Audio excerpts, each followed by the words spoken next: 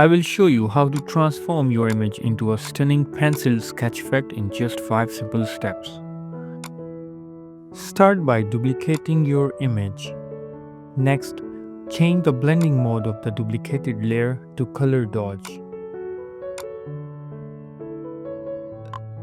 After that, press Ctrl+I to invert the colors of the duplicated layer. Next, create a new hue and saturation adjustment layer and move the saturation slider all the way to the left.